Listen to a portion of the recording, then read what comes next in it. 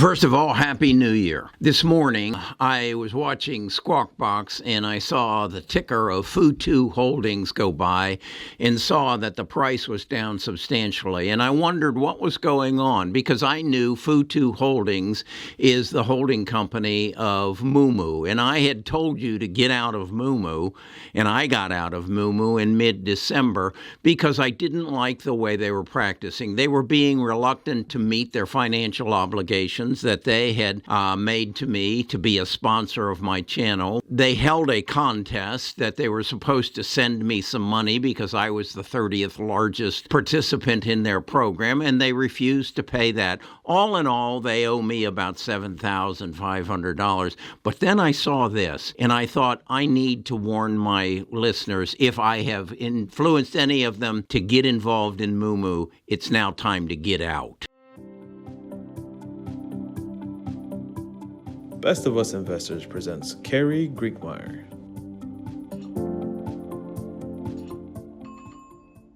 If you'll find and read this article on Yahoo Finance, you're going to find that the Chinese government has basically accused Futu Holdings, which owns moomoo, and several other online brokerages, that they're operating illegally in the in China, and the Communist Party has basically rejected or told them that they cannot solicit any additional citizens of China to participate in their program. They had tried to open a branch in office in Hong Kong, and again, the Chinese government has said no. So I look at that and say, what if that had happened in the United States? What if I had a brokerage account and the United States government stepped in and said, and we won't use any names, so-and-so brokerage, you can no longer solicit any clients in the United States until you clean up your act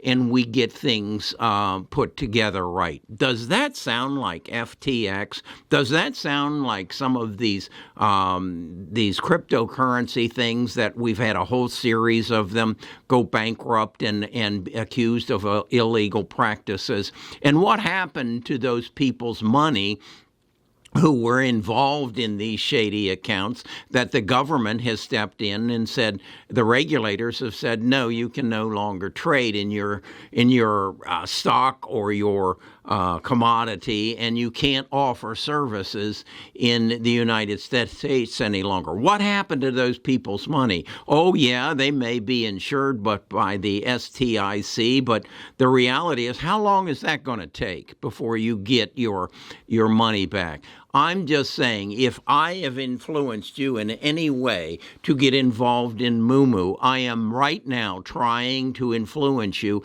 in another way to get out and go find a brokerage account like I have here in the United States that can provide me a mobile app that does anything and everything that moomoo will, and recognize when someone comes to you and says, I'll give you 15 free stocks, and then 30 days later says, I'll up the ante to 20 free stocks. There's something going on there that isn't right. Now, granted, they may be giving you penny stocks, and the overall value does not come anywhere close to what they will make off of your $2,000 if you invest with them. But the reality is, we have gotten into a period of time in this whole stock market scene with cryptocurrency and NTFs, and it's just silliness.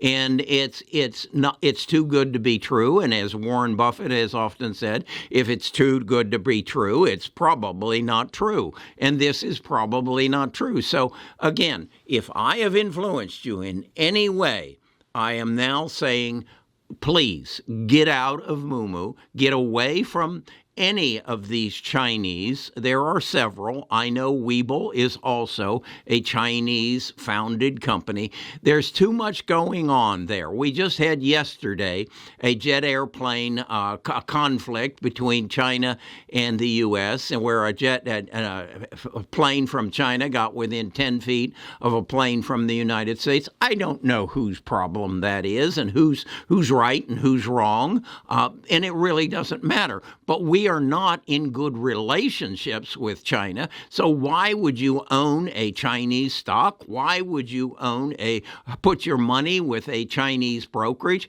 I just don't think it makes sense. So and you have so many other options. So be aware. I just saw that the Arkansas governor on Squawk Box this morning saying he was banning any of his employees to have TikTok on any of their phones that are exposed to any governmental information because he doesn't trust TikTok, which is owned by a Chinese company. I put videos on TikTok. I do not disclose any of my personal information, but I think we need to just recognize that we went heavy into globalization.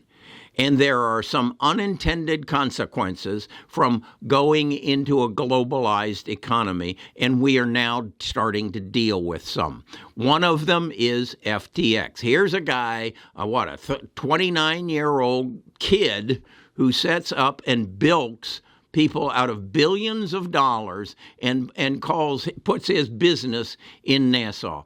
I have talked to you many times about many of these Chinese companies who set up shell companies in the Grand Cayman Islands, and you pump money into them, and the Chinese government has no control over them. Neither does the U.S. government. Just be aware. These are times when there are bandits out there that are going to rob you. You're not on a stagecoach, and you're not on a train, and they're not on horses. They're on the internet, and they're still trying to rob you.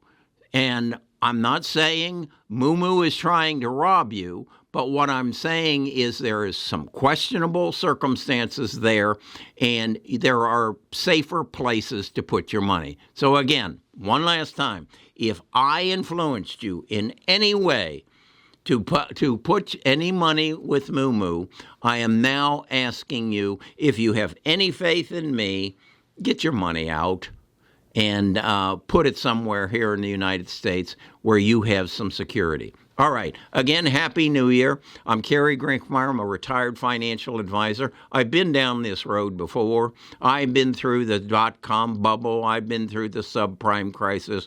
Whenever there's overexuberance and the thieves come out and they try to steal your money from you. I'll talk to you again tomorrow. Happy New Year.